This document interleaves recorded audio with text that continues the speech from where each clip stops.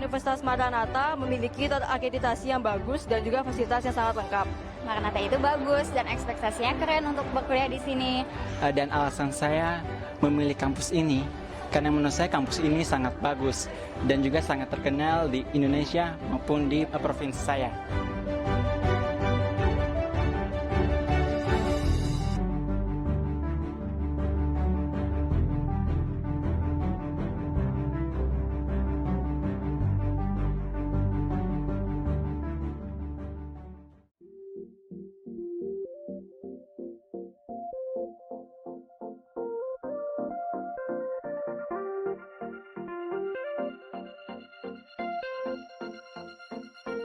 Menerapkan ilmu yang saya pelajari di kampus untuk ke dunia kerja saya sekarang kepake banget.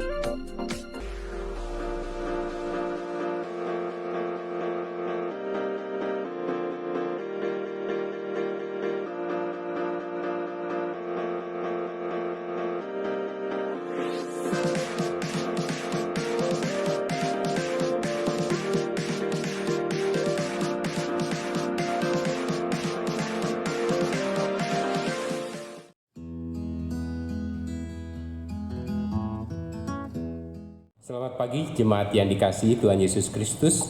Bersyukur pada pagi hari ini kita dipertemukan dalam kebaktian online. Mari jemaat, kita memasuki saat teduh sejenak.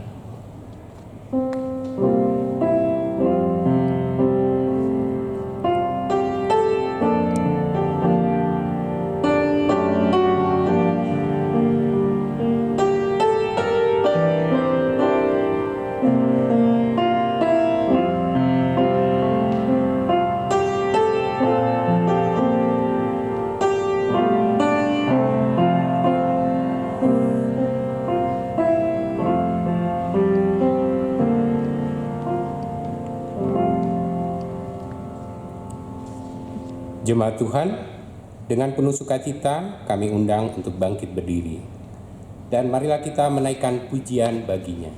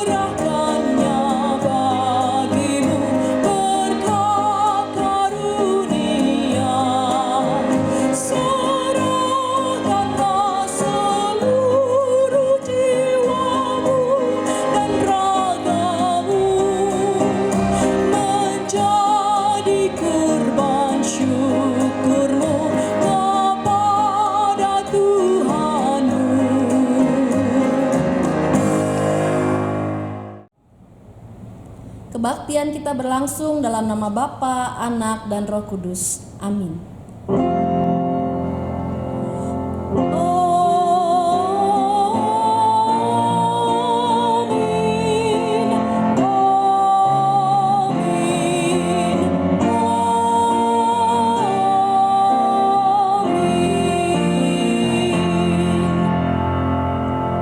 Tuhan beserta saudara dan beserta saudara juga. Kebaktian kita hari ini, kita bersama-sama akan merenungkan sebuah tema, pengampunan memulihkan semua. Pelayan firman oleh Ibu Krista Kesia Dorothea. Dan sebagai kata pembuka diambil dari Kolose 3 ayatnya yang ke-13. Sabarlah kamu seorang terhadap yang lain, dan ampunilah seorang akan yang lain, apabila yang seorang menaruh dendam terhadap yang lain. Sama seperti Tuhan telah mengampuni kamu, kamu perbuat jugalah demikian. Mari saudara jemaat, kita menundukkan kepala, kita mengakui dosa-dosa kita. Mari kita berdoa. Ya Allah, Bapa yang Maha Kasih, yang kami sapa dalam Tuhan Yesus Kristus, Juru Selamat kami yang hidup. Kami menyadari sungguh, kami manusia yang lemah, manusia yang sering tidak setia padamu Bapa, manusia yang setiap saat hanya mementingkan diri sendiri, tidak peduli dengan sesama dan lingkungan kami. Kami sering mengecewakan Tuhan dengan sikap, tutur kata, dan perbuatan kami. Kami sombong, iri hati, dan tidak tulus dalam mengasihi sesama. Kami penuh dengan amarah dan dendam terhadap sesama. Betapa Tuhan, kami manusia berdosa. Dengan kerendahan hati kami datang kepadamu Bapa. Ampunilah dosa kami. Kasihilah dan layakkanlah kami hidup dalam kasih karunia-Mu ya Bapa. Dalam nama Tuhan Yesus Kristus, kami mohon belas kasihan-Mu. Amin.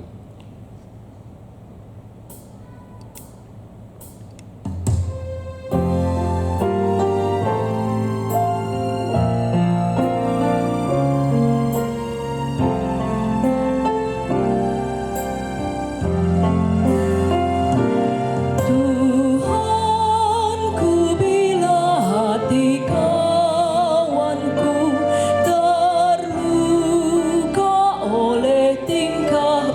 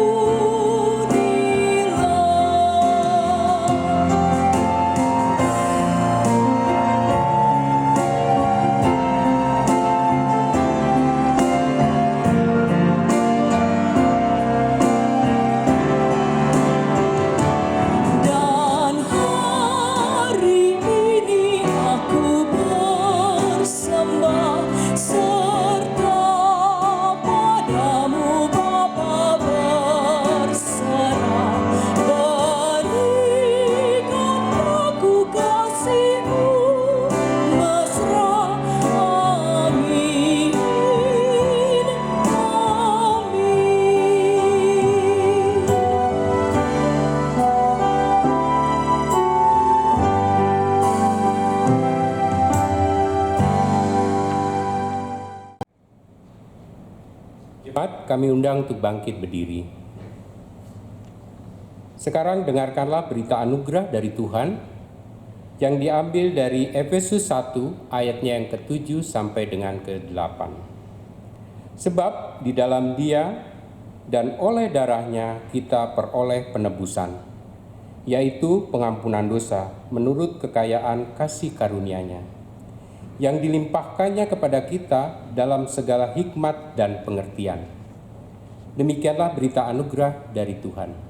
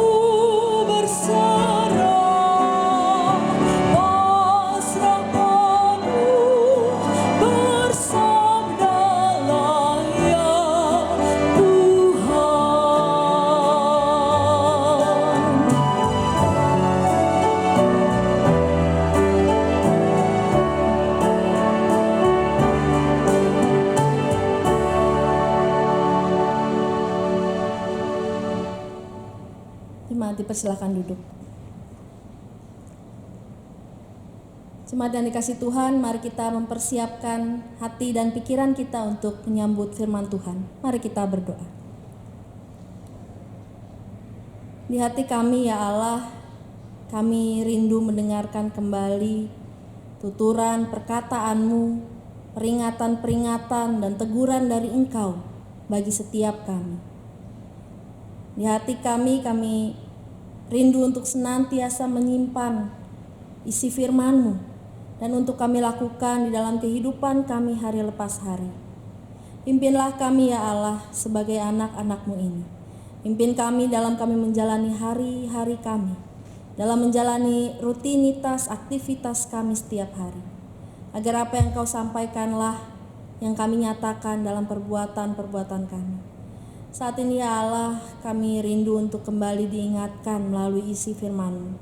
Kiranya Engkau yang berbicara kepada kami, Engkau yang memakai hamba-Mu untuk menyampaikan isi firman.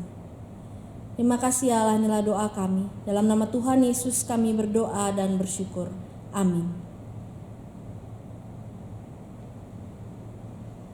Inilah pembacaan Injil menurut Matius pasal 18 ayat 21 sampai 35.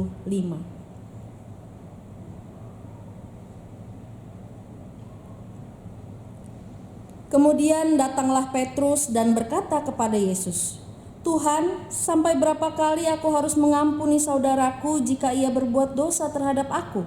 Sampai 7 kali?" Yesus berkata kepadanya, "Bukan, aku berkata kepadamu, bukan sampai 7 kali, melainkan sampai 70 kali 7 kali. Sebab hal kerajaan sorga seumpama seorang raja yang hendak mengadakan perhitungan dengan hamba-hambanya. Setelah ia mulai mengadakan perhitungan itu, dihadapkanlah kepadanya seorang yang berhutang 10.000 talenta. Tapi karena orang itu tidak mampu melunaskan hutangnya, raja itu memerintahkan supaya ia dijual beserta anak istrinya dan segala miliknya untuk pembayar hutangnya. Maka sujudlah hamba itu menyembah dia, katanya, 'Sabarlah dahulu, segala hutangku akan kulunaskan.' Lalu tergeraklah hati raja itu oleh belas kasihan akan hamba itu, sehingga ia membebaskannya dan menghapuskan hutangnya. Tetapi ketika hamba itu keluar, ia bertemu dengan seorang hamba lain yang berhutang 100 dinar kepadanya. Ia menangkap dan mencekik kawannya itu, katanya, 'Bayar hutangmu.' Maka sujudlah kawannya itu dan memohon kepadanya, 'Sabarlah dahulu, hutangku itu akan kulunaskan.' Tetapi ia menolak dan menyerahkan kawannya itu ke dalam penjara sampai dilunaskannya hutangnya. Melihat itu, kawan-kawannya yang lain sangat sedih, lalu menyampaikan segala yang terjadi kepada tuan mereka. Raja itu menyuruh memanggil orang itu dan berkata kepadanya, 'Hai hamba yang jahat, seluruh hutangmu telah kuhapuskan karena engkau memohonkannya kepadaku. Bukankah engkau pun harus mengasihani kawanmu seperti aku telah mengasihani engkau?' Maka marahlah tuannya itu dan menyerahkannya kepada algojo-algojo sampai ia melunaskan seluruh hutangnya. Maka Bapakku yang di sorga akan berbuat demikian juga terhadap kamu, apabila kamu masing-masing tidak mengampuni saudaramu dengan segenap hatimu." Demikianlah Injil Tuhan kita Yesus Kristus. Berbahagialah mereka yang mendengarkan firman Allah dan yang memeliharanya. Haleluya.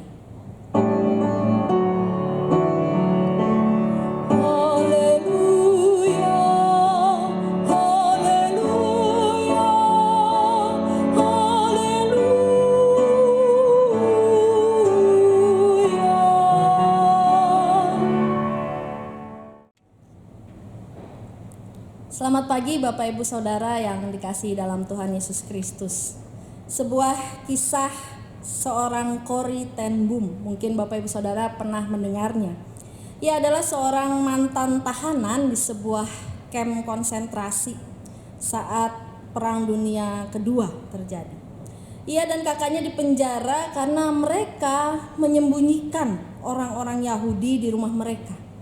Padahal hal itu adalah keinginan keluarga mereka untuk menyelamatkan orang-orang Yahudi itu. Tetapi karena tindakannya itu mereka akhirnya ditangkap dan dipenjara. Di dalam kamp itu sehari-hari mereka diperlakukan tidak baik. Mereka dilecehkan, mereka ditelanjangi, mereka diludahi. Dan sampai pada akhirnya ada yang meninggal dan ada yang terbebas, yaitu Corrie ten Boom.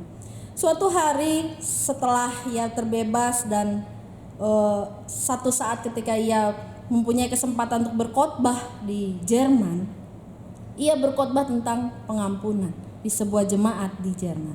Dan setelah khotbah itu berakhir, Corrie ten Boom didatangi seorang laki-laki yang mengulurkan tangannya dan hendak meminta maaf. Dalam kenangannya, ia ingat betul wajah laki-laki itu. Ia tahu betul siapa laki-laki itu. Dia adalah salah satu penjaga yang paling jahat di kamp konsentrasi tempat Corrie dan saudaranya ditahan. Ia berkata di dalam kenangannya itu bahwa ia sangat membenci laki-laki itu sedalam-dalamnya.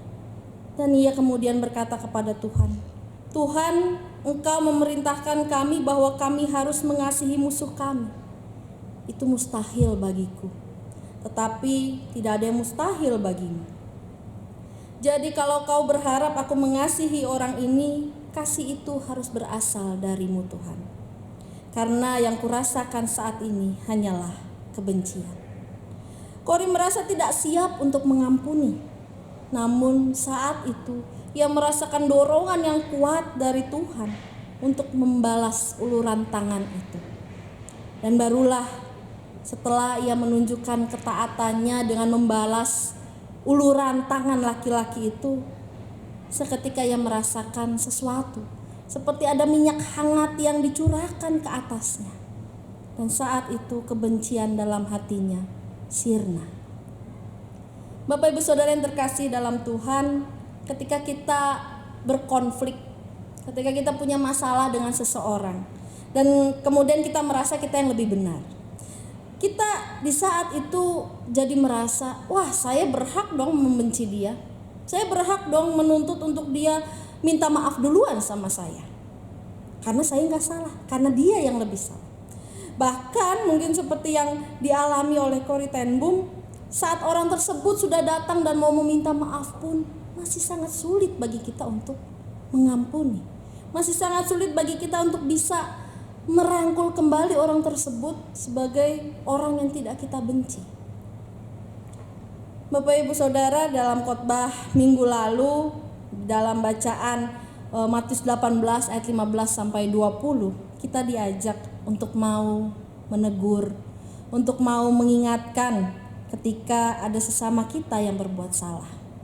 Dan hari ini kita diajak untuk lebih jauh lagi, lebih dalam lagi, bahwa bukan sekadar menegur, bukan sekadar memberitahu, mengingatkan, tidak, tapi juga harus didahului dengan pengampunan atas kesalahan yang telah diperbuatnya itu.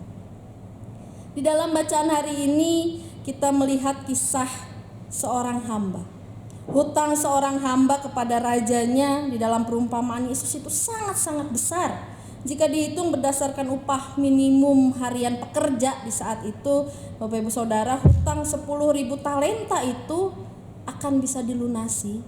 Kalau dengan upah minimum harian akan bisa dilunasi dengan waktu lebih dari 100.000 tahun. Bukankah itu sangat-sangat besar, dan kalau kita pikirkan ya mustahil untuk bisa dilunaskan. Sulit sekali untuk bisa dilunasi. Dan si pemberi hutang sah-sah saja pada masa itu untuk, kalau dia mau, dia bisa penjarakan yang berhutang padanya, atau bahkan menjual si penghutang itu bersama dengan keluarganya, bersama dengan harta miliknya sebagai ganti hutangnya. Tetapi nyatanya pada akhirnya sang raja berbelas kasih kepada hambanya setelah ia memohon dan bahkan menghapuskan semua hutangnya. Hamba pertama itu dihapuskan hutangnya yang 10.000 talenta, yang harusnya dilunasi dalam waktu lebih dari 100.000 tahun. Tetapi kemudian ketika ia bertemu temannya, bertemu rekannya, sama-sama hamba yang berhutang pada dirinya 100 dinar. Dibanding yang tadi lebih dari 100.000 tahun, 100 dinar ini bisa dilunasi dengan 100 hari, Bapak Ibu Saudara. Sangat jauh berbeda besarnya. Tetapi apa yang dilakukannya adalah ia menagih, dan bahkan ia memasukkan temannya itu ke dalam penjara untuk bisa melunasi hutangnya. Ia tidak berbelas kasih, ia tidak mengampuni temannya. Apa sih yang membuatnya sampai tidak meneruskan belas kasih yang telah diterimanya itu? Dan bagi kita saat ini, apa juga sih yang sering membuat kita seperti itu? Ketika kita sudah menerima banyak pengampunan atas kesalahan demi kesalahan kita. Mari kita renungkan bersama dalam diri kita masing-masing. Bapak Ibu Saudara yang terkasih dalam Tuhan, dengan jawaban Yesus atas pertanyaan Petrus di ayat 22, Yesus katakan 70 kali 7 kali. Ini mau mengatakan, jangan pernahlah mengingat, jangan pernah menghitung sudah berapa kali kita mengampuni orang lain, apalagi mencatat, gitu ya. Kalau 70 kali 7 490, lalu kita buka buku catatan, wah ini sudah hutang, sudah pengampunan yang ke nomor berapa yang sudah saya lakukan. Tidak seperti itu yang Yesus mau katakan. Dan jika kita masih menghitungnya, itu namanya belum dikatakan pengampunan. Dan 70 kali 7 kali itu juga berarti ini bisa menjadi proses yang panjang. dan sulit. Sangat berbeda dengan proses yang mungkin proyek hanya seminggu. Ampunilah saudaramu dalam seminggu ini saja.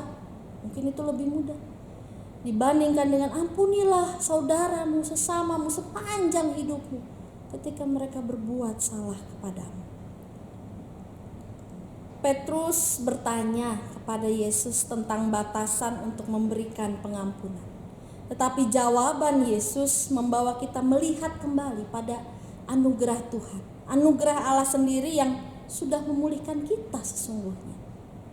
Hari demi hari terus menerus. Di ayat yang ke-35 Yesus berkata, "Maka Bapa-Ku yang di sorga akan berbuat demikian juga terhadap kamu, apabila kamu masing-masing tidak mengampuni saudaramu dengan segenap hatimu." Karena Allah sudah mengampuni seluruh dosa kita, Bapak Ibu Saudara, hendaklah kita tidak menahan pengampunan itu juga untuk orang lain. Kesadaran kita akan betapa besarnya pengampunan yang Tuhan sudah berikan bagi kita, hendaknya itu seharusnya menghasilkan satu sikap murah hati. Sikap yang, oh iya, saya sudah terus mendapatkan pengampunan, saya sudah terus diberikan kesempatan yang baru untuk memperbaiki diri. Seharusnya itu memberi kita, oh iya, saya juga harus melakukan itu kepada sesama saya, kepada saudara-saudara saya. Menghasilkan sikap murah hati untuk mengampuni sesama. Di dalam doa Bapa kami, saudara-saudara yang terkasih, kita mengucapkan, ampunilah kami akan kesalahan kami, seperti kami juga mengampuni orang yang bersalah kepada kami. Sudahkah kita benar-benar melakukannya? Sudahkah kita benar-benar mengampuni orang yang bersalah kepada kami? Sehingga kita berani mengatakan, ampunilah kami Tuhan, karena kami sudah melakukan itu. Sudahkah kita melakukannya? Setiap kita hidup oleh pengampunan Allah. Dan bukankah sudah sepatutnya kita meneladani Dia? Kalau kita berharap Allah mau mengampuni kita atas segala dosa kita yang begitu besarnya, yang begitu banyaknya, yang bahkan sering kali kita ulang dan ulang lagi, maka tidak berlebihan kalau kita pun diminta untuk melakukannya. Kalau kita pun diminta untuk mengampuni sesama kita. Bahkan jika orang tersebut sudah bersalah sebanyak 70 kali 7 kali kepada kita. Bapak Ibu Saudara yang terkasih dalam Tuhan Yesus Kristus, memohon sebuah pengampunan adalah tindakan yang membutuhkan kerendahan hati. Dan tantangan yang serupa itu juga dirasakan ketika kita hendak memberikan pengampunan. Butuh kerendahan hati, butuh kerelaan. Pengampunan itu adalah kekuatan pemulihan yang sangat besar di dalamnya, tapi juga sesuatu yang sangat sulit untuk kita berikan kepada orang lain, untuk kita sampaikan kepada orang lain. Pengampunan itu membutuhkan satu kerelaan yang besar untuk bisa melepaskan kemarahan kita, untuk bisa melepaskan kepahitan yang ada dalam diri kita. Ketika Petrus bertanya, harus seberapa besar pengampunan itu? Sebelum saya bisa berkata cukup, gudang kesabaranku sudah kosong, gak ada lagi isinya. Ini adalah pertanyaan yang sering kita lontarkan. Ini adalah satu pertanyaan yang alami bagi manusia. Kita tahu bagaimana orang-orang lain bisa memanfaatkan kebaikan kita. Mungkin kita berpikir, kalau saya maafin satu kali, nanti dia mulai lagi, nanti dia ulang lagi. Kita tahu bagaimana rasanya orang lain ketika kita diinjak-injak. Kita tahu bagaimana sakitnya luka akibat penghinaan demi penghinaan yang dilakukan oleh orang lain. Lalu kapan kita bisa berkata cukup untuk mengampuni? Perumpamaan ini mau menunjukkan sebuah kenyataan bahwa kemampuan untuk mengampuni itu tidak datang dengan mudah ataupun merupakan proses yang cepat. Tidak. Terkadang luka yang ada itu terlalu dalam, terlalu sakit. Hutang yang ada itu terlalu besar, terlalu sulit untuk dilunasi. Sehingga pengampunan dari diriku sendiri, dari manusia sendiri hampir tidak mungkin terjadi. Sampai pada titik, sampai pada situasi ketika kita beriman, dan respon iman kita adalah mencari pertolongan di dalam proses pemulihan tersebut. Memang pengampunan yang Yesus nyatakan itu melebihi kapasitas seseorang jika dia melakukannya dengan kekuatannya sendiri, jika dia melakukan dengan kemampuannya sendiri. Dan ketika usaha kita tidak mampu lagi kita lakukan, kemurahan Allah lah yang bekerja. Dan kemurahan Allah itulah yang melampaui apa yang bisa kita bayangkan. Kemurahan Allah itulah yang menolong kita seperti Ia sendiri menolong Corrie ten Boom untuk mengampuni laki-laki yang sudah menyakitinya, laki-laki yang sangat dibencinya itu. Saudara-saudara yang terkasih dalam Tuhan, suatu ketika seorang guru meminta murid-muridnya membawa satu kantong plastik bening ke sekolah. Dan di sekolah kemudian guru itu memerintahkan kepada murid-muridnya, masukkan 1 butir kentang untuk setiap orang yang gak mau kalian maafkan. Ini untuk si A, masukkan. Saya gak mau ngampunin si B, masukkan. Begitu murid-murid itu melakukannya. Dan kemudian beberapa anak mendapati kantong plastiknya ringan. Wah, punya saya ringan, hanya berisi 2 butir kentang. Tapi banyak juga anak-anak yang mengisinya dengan banyak kentang, sehingga berat untuk dibawa. Mereka diminta membawa kantong plastik berisi kentang itu kapanpun, pagi, siang, sore, malam, dan dimanapun mereka berada, kemanapun mereka pergi. Entah itu mereka akan jalan-jalan, entah itu mereka akan makan, mereka akan belajar, mereka tidur, harus ada bersama-sama dengan mereka. Dan itu dilakukan selama seminggu penuh. Tidak boleh ditinggal, tidak boleh diletakkan, harus selalu dibawa. Lama-kelamaan yang terjadi adalah kentang itu mulai membusuk dan menghasilkan bau yang tidak sedap. Bapak Ibu Saudara, rasa marah, rasa dendam dalam diri kita atau luka itu ketika kita simpan terus menerus, ketika kita diamkan terus menerus, kita bawa terus menerus, lama-kelamaan bukan hanya bertambah berat, tapi juga membusuk dan menghasilkan bau yang tidak sedap. Mendengar namanya aja kita kesal, kita jengkel, apalagi lihat orangnya, apalagi ketemu. Oh, saya mau ke sana tapi takutlah dia juga sering ke sana. Saya mau ke sini, males, itu dekat rumahnya, nanti saya kalau ngelihat orangnya bete. Terbatas. Dan pada akhirnya yang ada pada diri kita bukan lagi damai sejahtera dari Tuhan, tapi kejengkelan dan kejengkelan yang ada dalam hati kita. Pengampunan memulihkan semua. Pengampunan itu membebaskan kita dari bau tidak sedap yang terus melekat setiap saat. Pengampunan itu memulihkan relasi kita dengan sesama. Dan pengampunan itu membebaskan orang lain dari rasa bersalahnya. Kita semua masih harus terus-menerus belajar tentang hal pengampunan ini.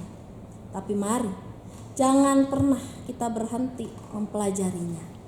Jangan pernah kita merasakan selesai, saya sudah selesai, saya sudah bisa mengampuni. Jangan pernah kita menyelesaikan, mengatakan selesai. Sampai saat kalau kita mendengar namanya, kalau kita melihat wajahnya, gak lagi ada rasa benci, gak lagi ada rasa marah, gak lagi ada rasa pedih di hati.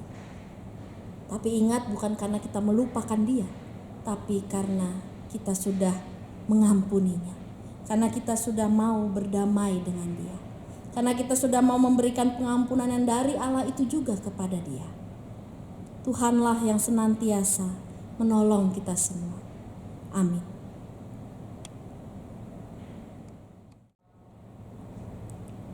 Jemaat kami undang untuk bangkit berdiri.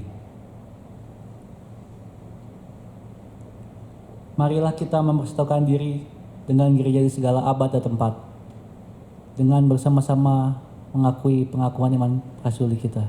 Demikian. Aku percaya kepada Allah, Bapa yang Maha Kuasa, Khalik langit dan bumi, dan kepada Yesus Kristus, Anak yang tunggal Tuhan kita, yang dikandung dari Roh Kudus, lahir dari anak darah Maria, yang menderita sengsara di bawah pemerintahan Pontius Pilatus, disalibkan, mati dan dikuburkan, turun ke dalam kerajaan maut. Pada hari yang ketiga, bangkit pula dari antara orang mati, naik ke sorga, duduk sebelah kanan Allah, Bapa yang Maha Kuasa. Dan dari sana ia akan datang untuk menghakimi orang yang hidup dan yang mati. Aku percaya kepada Roh Kudus, gereja yang kudus dan am, peristuan orang kudus, pengampunan dosa, kebangkitan orang mati, dan hidup yang kekal. Amin. Jemaat dipersilakan duduk kembali. Saudara yang terkasih, mari kita menaikkan doa syafaat yang akan kita akhiri dengan menyanyikan lagu doa Bapa Kami. Mari kita berdoa. Bapa kami yang ada di surga, kami sungguh bersyukur untuk pengampunan yang senantiasa Engkau berikan dalam hidup kami. Untuk pengampunan yang begitu besarnya dan tak terhingga bagi kami anak-anak-Mu. Pimpin kami ya Tuhan, bimbing kami, agar ketika menjalani hari-hari kami, hari ini, esok dan seterusnya, kami terus dapat meneladani dan terus dapat belajar dari Engkau perihal pengampunan.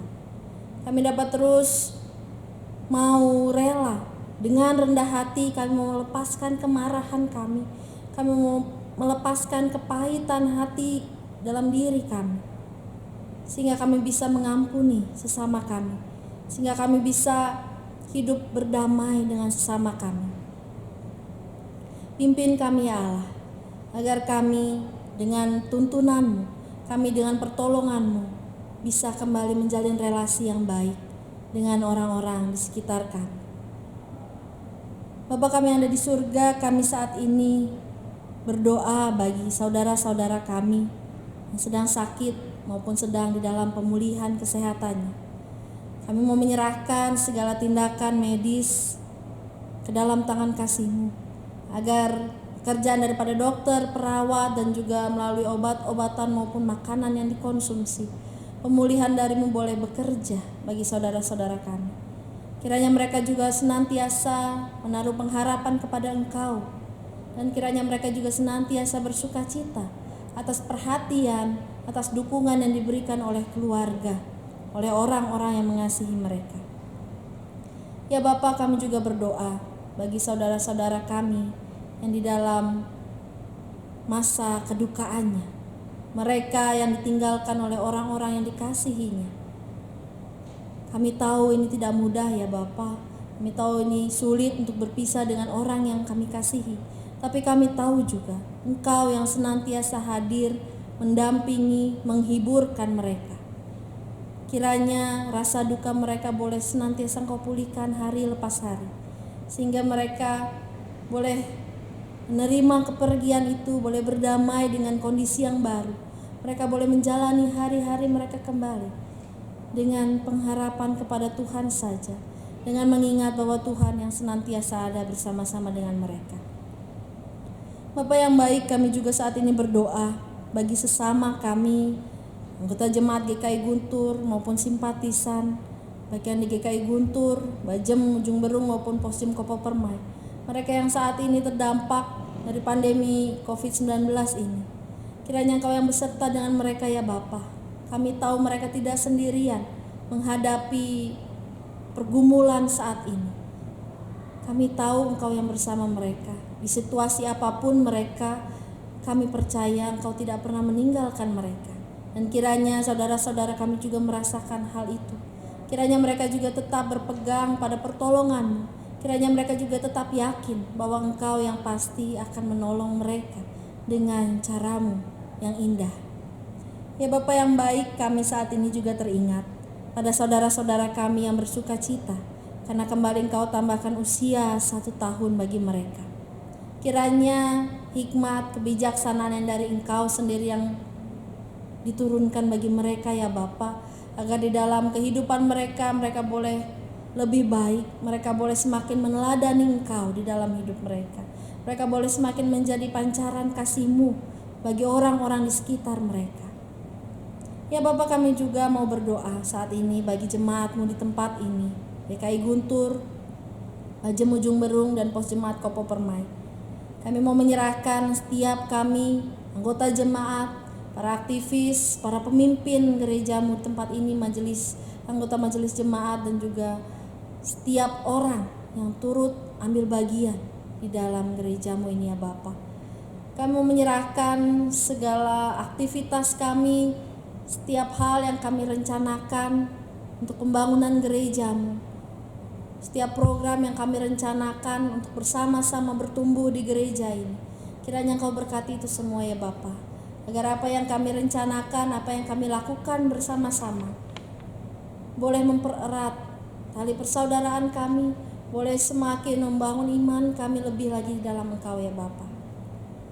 Bapa, kami juga mau berdoa bagi pergumulan kami akan pelunasan rumah kencana nomor 1. Kiranya Engkau yang senantiasa menolong, Engkau yang senantiasa menggerakkan hati setiap kami, agar kami dapat berkontribusi masing-masing, agar pelunasan ini semua dapat segera diselesaikan dengan baik, dan kedepannya rumah kencana ini juga bisa menjadi saluran berkat-Mu bagi pembangunan gereja-Mu, untuk menghadirkan juga sukacita, menghadirkan juga damai sejahtera bagi orang-orang di sekitar gereja ini ya Bapa. Ya Bapa, pada akhirnya kami juga mau berserah dan berdoa bagi bangsa kami, Indonesia ini, di dalam menghadapi pandemi saat ini.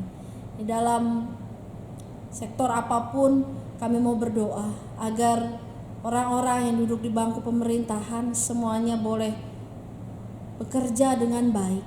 Dengan hati mereka mau memikirkan apa yang terbaik bagi bangsa ini. Dengan hati mereka mau memikirkan apa yang membawa damai sejahtera bagi masyarakat ini. Pimpinlah mereka ya Bapa, karena kami percaya Engkau yang mau menggerakkan mereka untuk membawa kebaikan bagi bangsa Indonesia.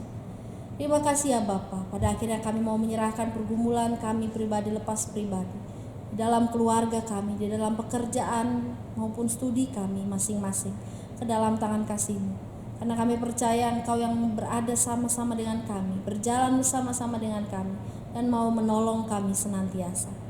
Inilah doa kami ya Bapa, doa ini kami panjatkan dalam nama Putra-Mu Tuhan Yesus Kristus, Tuhan dan Juru Selamat kami yang hidup, dan yang telah mengajar kami berdoa Bapa kami.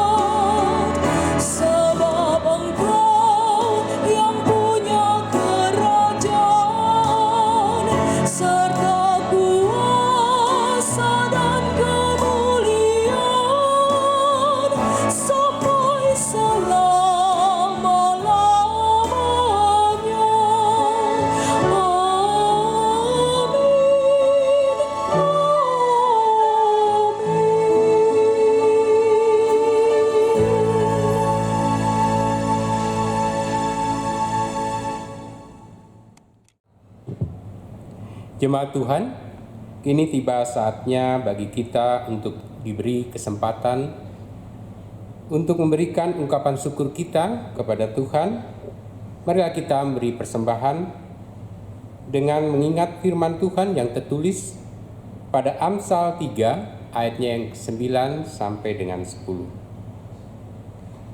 Muliakanlah Tuhan dengan hartamu dan dengan hasil pertama dari segala penghasilanmu.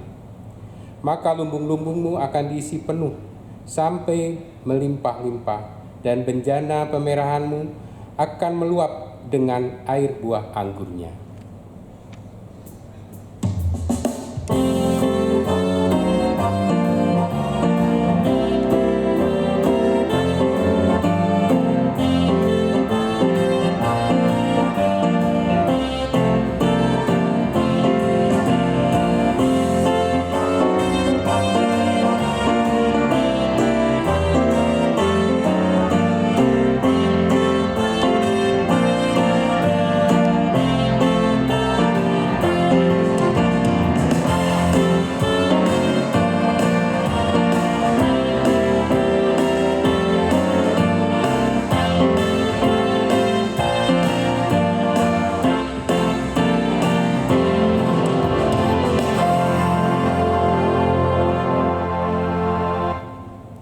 Jemaat kami undang untuk bangkit berdiri.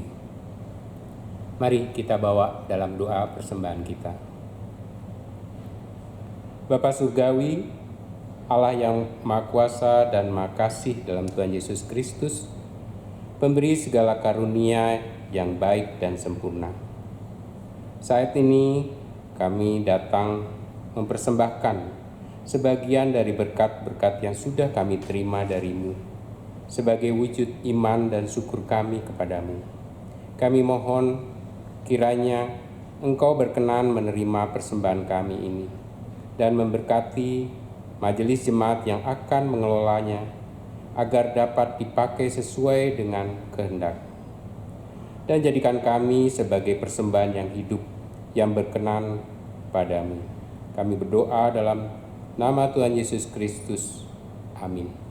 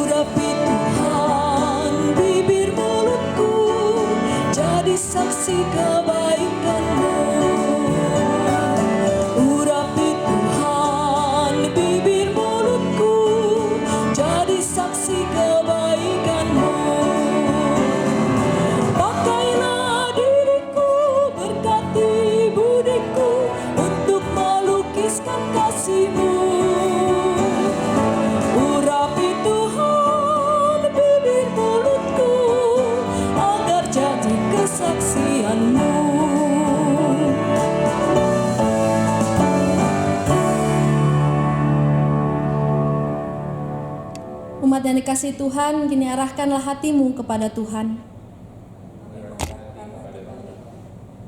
Jadilah saksi Kristus. Terpujilah Tuhan. Mari kita memohon berkat dari Tuhan. Tuhan memberkati kita dan melindungi kita. Tuhan menyinari kita dengan wajah-Nya dan memberi kita kasih karunia. Tuhan menghadapkan wajah-Nya kepada kita dan memberi kita damai sejahtera. Amin.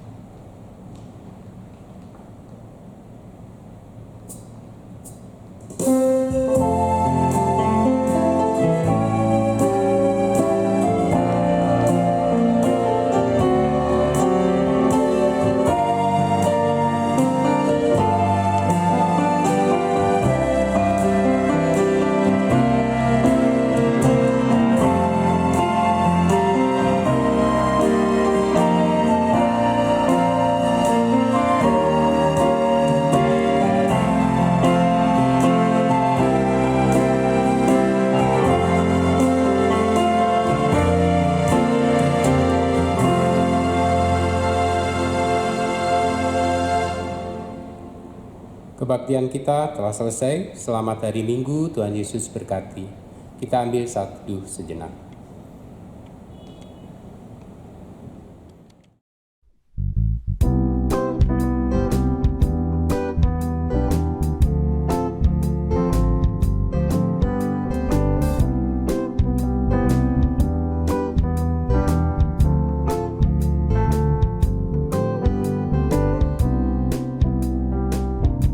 Setiap kata yang ku ucapkan, seiring nada yang ku nyanyikan,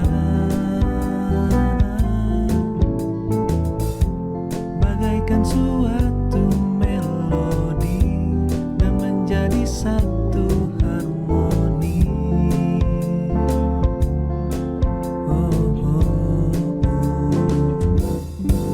Kata demi kata dipadu menjadi sebuah lagu, sebagai ungkapan syukurku. Inilah lagu untukmu, Tuhan. Terima kasih untuk bulan seni nyanyi untukmu, membawa diriku untuk memuji dan bersyukur. Setiap saat, setiap waktu, kau lingkupiku dengan kasih-Mu. Ku menyembah-Mu karena